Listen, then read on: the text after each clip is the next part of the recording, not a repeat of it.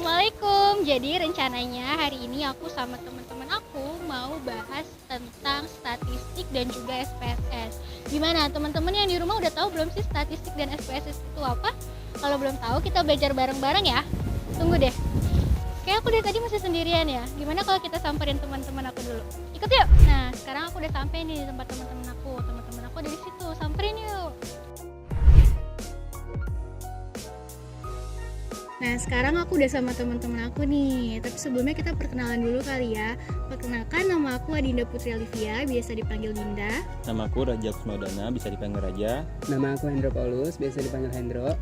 Nah, Hendro, Raja, tadi aku udah lihat nih kalian belajar SPSS kan ya. Nah, aku mau nanya nih, data apa aja sih yang bisa diolah di SPSS? Nah, jadi gini Din, data yang bisa diolah di SPSS itu ada dua. Yang pertama data primer sama data sekunder. Untuk data primer itu adalah data yang diambil secara langsung atau tanpa perantara. Contohnya melakukan wawancara, observasi, dan melakukan kuesioner.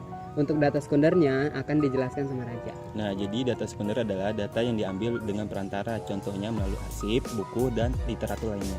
Nah, teman-teman, sekarang kita kan udah tahu nih data apa aja yang bisa digunakan di SPSS. Nah, kita langsung praktekin aja, dan kebetulan di video kali ini kita mau praktekin data primer. Nah, teman-teman, sekarang kita bakal langsung latihan untuk melakukan pengujian data di aplikasi SPSS ya. Nah, beberapa hal yang harus diperhatikan adalah pertama kita harus menyiapkan file Excel yang berisikan data-data dari responden yang sudah kita lakukan. Setelah itu, data dalam format Excel tersebut kita akan ekspor ke dalam aplikasi SPSS dengan cara yang pertama kita klik file di aplikasi SPSS, lalu kita klik open. Kita klik data, lalu kita pilih di mana data tersebut kita simpan. Kalau di sini saya simpannya di download. Ininya kita ubah ke dalam bentuk Excel. Ini kita open dulu. Ini kita klik OK. Nah, tampilan setelah kita ekspor data yang dari Excel ke dalam aplikasi SPSS adalah seperti ini.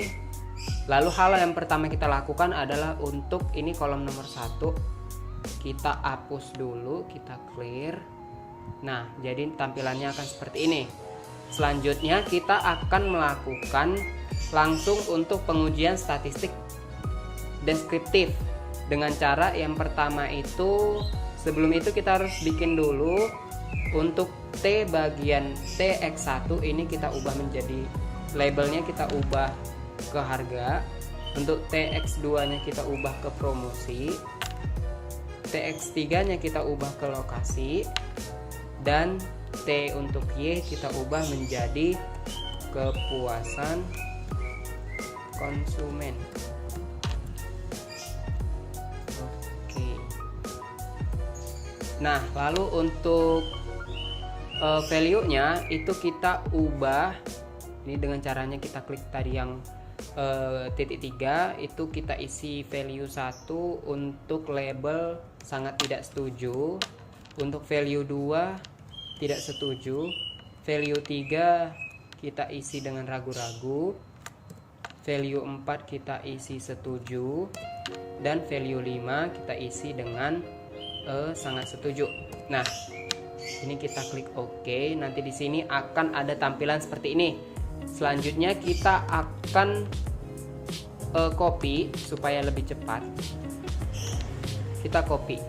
Nah, untuk bagian value itu diisi di bagian indikator. Jadi untuk total daripada indikator itu tidak. Jadi yang diisi hanya bagian indikatornya saja. Seperti untuk X1 ini kita akan isi dari X1.1 sampai X1.5. Bentar ya.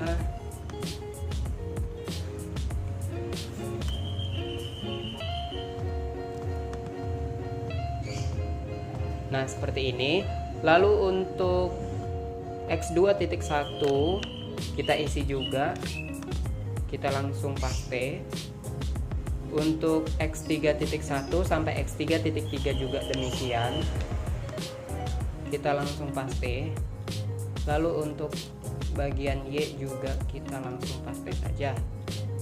Nah, seperti ini. Jadi untuk value-nya itu kita hanya isi di bagian indikatornya saja. Sementara untuk total daripada indikator tidak diisi, jadi itu dibiarkan untuk kolom none-nya. Lalu ada di bagian measure. Nah, untuk measure ini kita ubah untuk bagian total. Jadi T.X1 kita ubah menjadi scale. Begitu juga untuk T.X2 kita ubah jadi scale. Begitu juga dengan X3-nya kita ubah scale, dan Y-nya kita ubah scale. Nah, seperti ini. Untuk tampilan variabel view itu sudah benar seperti ini. Lanjut kita ke bagian data view. Kita akan melakukan statistik deskriptif. Yang pertama caranya adalah kita klik analyze. Lalu di sini ada deskriptif statistik, pilih deskriptif. Nah, untuk statistik deskriptif ini yang kita masukin adalah bagian totalannya saja, yaitu untuk harga kita masukin. Lalu untuk bagian promosi kita masukin, lokasi kita masukin, dan untuk bagian Y yaitu kepuasan konsumen kita masukin, langsung kita klik OK. Nah, di sini langsung sudah terdapat hasil output daripada deskriptif statistik. Nah, setelah kita melakukan pengujian deskriptif, itu tadi hasilnya sudah keluar ya teman-teman. Itu hasilnya ada ini. Ini adalah hasil output dari pengujian statistik deskriptif. Kita minimizekan dulu. Selanjutnya kita akan melakukan pengujian kualitas data. Nah, untuk pengujian kualitas data ini itu terbagi dua, yaitu uji validitas dan pengujian reliabilitas. Nah, yang pertama kita lakukan adalah pengujian validitas. Untuk pengujian validitas yang pertama adalah kita klik analyze, lalu kita selanjutnya klik deskriptif statistik, lalu pilih pilih correlate, lalu pilih bivariate. Nah, untuk variabel yang di sini yang diisi adalah semua dari setiap komponen indikator. Jadi mulai dari indikatornya yaitu X1 sampai X1.5 sampai dengan bagian total dari X1. Oleh karena itu kita tambahkan ini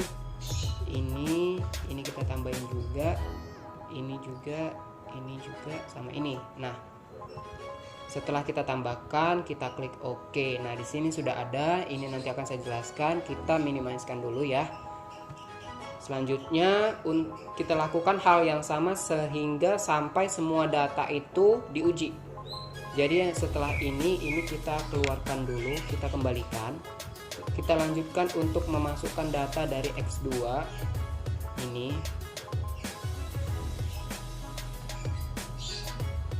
Sampai ke bagian totalan. Nah, ini kita lanjut masukin ke variabel, kita klik OK. Datanya sudah muncul, kita minimizekan dulu. Kita lakukan hal yang sama sampai semua data ya teman-teman. Bivariate, ininya kita kembalikan dulu. Sekarang ke bagian ketiga.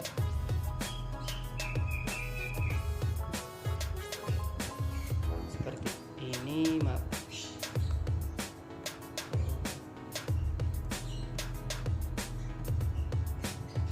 yang X2 nya kita kembalikan dulu karena ini kita sudah untuk melakukan pengujian yang X3. Lalu langsung kita klik OK. Kita minimize dulu. Yang terakhir kita akan melakukan pengujian data dari Y. Ininya kita kembalikan dulu. Lanjut ke sini. Kita pilih datanya sampai Y4 dan kepuasan konsumen. Kita masukin ke variabel, lalu klik OK. Nah, di sini sudah keluar hasil output dari korelasi uji validitas. Di sini kita mulai dari sini. Ini untuk X1 dia sudah keluar nih 0,858. Nih, mulai dari X1, X2, X3 sampai dengan Y. Nah, untuk teman-teman yang harus kita pahami adalah uji validitas ini dianggap valid apabila dia itu nilainya lebih besar dari 0,6. Jika 0,6 maka dianggap valid. Nah, kita cek nih. Di sini 0,8 maka dianggap valid. Ini 0,9, 0,8, 0,9, 0,8. Kalau kita ke bawah lagi, rata-rata sih ini pengujiannya sudah valid ya, teman-teman. Demikian untuk pengujian validitas data. Nah, setelah kita melakukan pengujian dari uji validitas, selanjutnya langkah yang paling penting adalah kita melakukan pengujian reliabilitas. Nah, gimana sih caranya melakukan pengujian reliabilitas? Yang pertama itu kita klik analyze, lalu kita klik scale di sini, lalu di sini kita lanjut klik reliability analysis. Nah, untuk indikator yang di sini, untuk items yang ini, kita akan memasukkan bagian indikatornya saja. Yang dimaksudkan indikator adalah pertanyaan-pertanyaan yang kita berikan kepada responden. Yaitu ini untuk X1 kita ada 5. Oleh karena itu kita akan memasukkan 5 ini. Untuk bagian X1 kita masukkan ke bagian items, lalu kita klik OK. Nah, di sini sudah ada, kita skip dulu. Nanti akan saya jelaskan secara langsung semuanya. Kita melakukan hal tersebut sampai semua indikator itu sudah diuji. Untuk bagian X1 tadi kita harus kembalikan dulu ke awal. Selanjutnya kita akan isi ke bagian X2. Kita masukkan ke item, kita klik OK.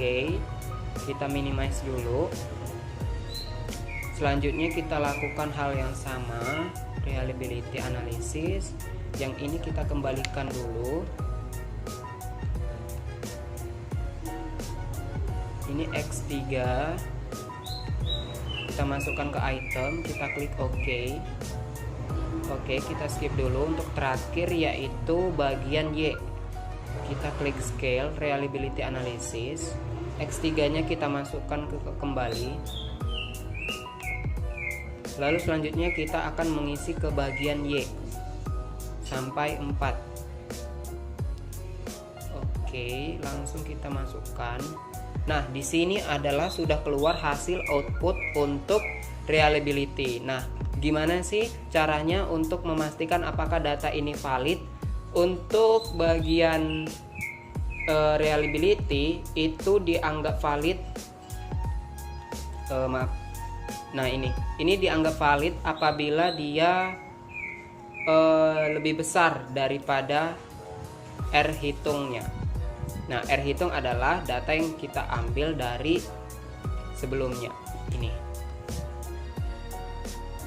Kita akan fokus ke bagian ini 0,05. Itu rumusnya adalah untuk bagian data N dikurangi 2. N kita adalah 100 dikurangi 2 menjadi 98. Nah, sehingga ada dapatnya ini 0,196. Kita cek apakah ini valid atau tidak. Ini 0,9. Untuk N for items ini adalah bagian dari pertanyaan yang ada pada X tersebut. Jadi misalnya X1 di sini N of itemsnya 5, berarti pertanyaan di bagian X1 itu ada 5 pertanyaan. Begitu juga dengan X2-nya ada 4 pertanyaan. Di sini sudah keluar semuanya hasil outputnya. Nah, teman-teman, demikian untuk bagian pengujian reliability. Untuk selanjutnya akan dijelaskan sama teman-teman saya. Tungguin ya. Baik, selanjutnya saya akan menjelaskan tentang uji asumsi klasik, di mana uji asumsi klasik ini terdapat 3 bagian. Yang pertama ada uji normalitas, yang kedua ada uji multikolinearitas, dan yang ketiga adalah uji heteroskedastisitas. Nah, saya akan menunjukkan bagaimana caranya kita melakukan uji normalitas. Pertama, kita klik analyze, kemudian kita pilih regression dan linear. Nah, di sini untuk dependennya kita isi dengan total variable Y, yaitu kepuasan konsumen, kita masukkan. Lalu di independen kita masukkan semua total variable X. Di sini ada harga, lalu ada promosi, dan juga ada lokasi. Nah, untuk di statistik kita pilih yang estimates dan model fit. Kita klik continue. Lalu untuk plot kita centang yang histogram dan normal probability plot. Lalu kita klik continue. Untuk save kita pilih yang di residuals ada unstandarized. Kita centang, lalu kita klik continue. Oke, setelah itu kita klik OK.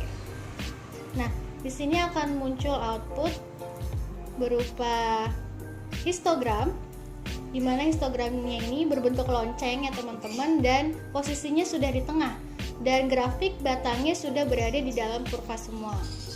Oke, selanjutnya di sini kita bisa lihat ada normal PP plot, di mana normal PP plotnya di sini bulatannya sudah melewati garis diagonal dan sudah keluar masuk ya. Jadi di sini udah melingkar, keluar masuk, keluar masuk. Nah, untuk lebih memastikan lagi, kita lakukan yang namanya memunculkan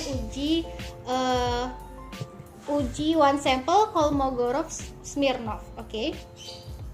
Caranya kita ini minimize dulu. Lalu kita klik analyze, lalu kita klik yang non parametric test, lalu kita legacy dialogs dan one sample KS. Oke, di sini kita lihat untuk tes variablisnya kita masukkan yang unstandarized ini. Oke, kita masukkan dan kita klik OK. Nah, di sini muncul hasil one sample Kolmogorov-Smirnov test. Yang harus kita perhatikan adalah ini, nilai di sini.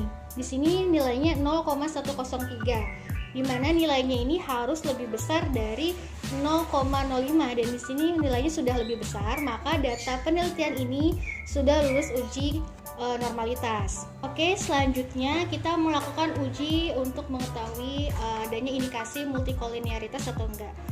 Oke, caranya ini kita minimize dulu, lalu kita klik analyze. Nah, di sini ada regression, kita pilih yang linear. Oke. Nah, untuk di statistik ini kita uncentang estimates dan model fitnya, dan kita centang covariance matrix dan collinearity diagnostic. Ini kita centang, lalu kita klik continue. Nah, untuk plots ini kita uncentang aja ya, histogram dan normal probability plotnya. Kita klik continue, dan untuk save kita uncentang juga unstandarizednya. Kita klik continue. Setelah itu kita klik OK. Nah, di sini akan muncul tabel koefisien. Kita ada VEF, nilai VEF, dan juga nilai tolerance dari masing-masing variabel X. Yang perlu diperhatikan oleh teman-teman adalah bahwa nilai VEF ini harus lebih kecil dari 10 dan nilai toleransinya harus lebih besar dari 0,1. Kita bisa lihat bahwa di sini semua variabelnya sudah memenuhi persyaratan itu ya. VEF-nya sudah kurang dari 10 semua, dan nilai toleransinya sudah lebih besar dari 0,1. Ini berarti penelitiannya tidak menunjukkan adanya gejala multikolinearitas.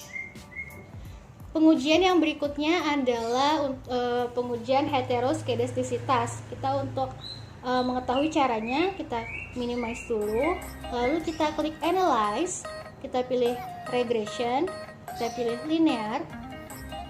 Lalu untuk di statistik kita uncentang lagi yang covariance dan collinearity-nya, kita centang kembali yang estimates dan model fit-nya. Kita klik continue. Lalu untuk plots, kita di sini ada scatter 1 of 1. Kita isikan S recit untuk Y dan Z-pred untuk X. Oke, ini nggak usah dicentang yang histogramnya. Kita langsung klik continue dan kita klik OK. Nah, di sini ada scatter plot. Bisa dilihat bahwa bulatannya ini harus berpencar, nggak boleh saling berdempet, dan harus menjauhi titik sumbu X dan titik sumbu Y.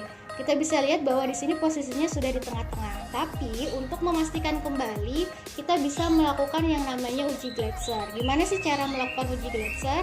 Kita coba minimize dulu. Kita klik transform, lalu compute variable. Nah, di target variable ini kita ketikkan yang namanya abrasive. Nah, di numeric expression, di sini ada function group, kita pilih yang arithmetic, lalu di function and special variablesnya kita pilih yang ABS. Sudah muncul seperti ini, dan untuk type and labelnya kita pilih yang unstandardized. Sampai seperti ini ya teman-teman. Lalu kita klik OK. Nah, nanti di hasil outputnya akan ada tulisan execute seperti ini. Lalu kemudian langkah berikutnya adalah kita klik analyze, lalu pilih regression dan linear. Untuk dependent ini kita keluarkan yang kepuasan konsumennya. Lalu kita masukkan yang abrasive. Oke. Setelah itu untuk statistiknya, oke, kita sudah benar pakai estimate dan model fit, continue, dan untuk plotsnya ini sRESIT dan ZBREFT kita keluarin ya.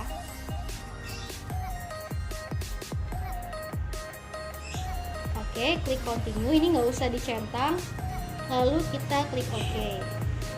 Nah, di sini akan keluar hasil output. Yang kita perhatikan adalah di sini ada tabel koefisien. Di sini kita perhatikan nilai signifikannya. Ada variabel X, harga, promosi, dan juga lokasi. Kita harus nilai signifikannya ini harus lebih besar dari 0,05. Jadi kita sudah bisa lihat bahwa semua nilai signifikan yang ada di variabel X ini sudah lebih dari 0,05.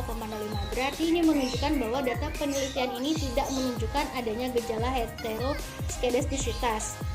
Dan data ini semua sudah memenuhi uji asumsi klasik. Kemudian pengujian yang berikutnya akan dijelaskan oleh teman saya. Halo teman-teman, di sini saya akan melanjutkan SPSS. Masuk ke uji keempat, yaitu adalah analisis regresi linear berganda. Jadi tanpa disadari, tadi teman-teman kita sudah membuat atau memunculkan tabel regresi linear berganda. Jadi kita menggunakan koefisien yang ini, bukan yang setelah uji Clesier. Jadi teman-teman jangan sampai salah ya. Ini adalah bentuk regresi linear berganda, di mana teman-teman cara membacanya itu adalah fokus ke unstandardized yang B. Kemudian selanjutnya kita masuk ke uji hipotesis, uji T. Bentuk tabelnya itu sama juga, hanya saja kita fokus ke nilai T dan nilai signifikan. Nah, teman-teman bisa lihat dari tiga variabel ini bahwa nilai signifikan ini lebih kecil dari 0,05. Jadi ini sudah bisa dipastikan bahwa ini berpengaruh dan signifikan. Untuk lebih pastinya, teman-teman bisa melihat T-tabel. T-tabel itu DF sama dengan N dikurang K dikurang 1, di mana N adalah jumlah data, K adalah jumlah variabel, di mana N adalah sebanyak 100 dikurang K 3 dikurang 1, jadi totalnya 96. Kita lihat di tabelnya, tabel T 96, kita fokus ke 0,05. Di sini mendapatkan angka 1,98498. Kembali lagi kita ke ini. Jadi dapat disimpulkan bahwa nilai T ini lebih kecil dan nilai T hitung ini lebih besar. Jadi dipastikan bahwa ini berpengaruh. Nah, berikutnya masuk ke uji kelima, yaitu uji hipotesis. Di sini kita menggunakan ANOVA, yaitu merupakan uji F. Jika dilihat dari nilai signifikan, ini adalah angkanya 0,00. Dan kita kalau mau bandingkan nilai F tabel, kita buka. Nilai F tabel adalah DF1 sama dengan K dikurang 1. K adalah jumlah keseluruhan, yaitu K4 dikurang 1 jadi 3.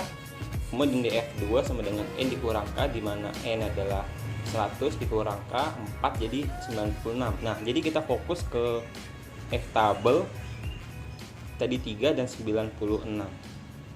Nah, di sini cara membacanya adalah di kolom 3 urutan ke 96. Kita mendapatkan angka 2,70.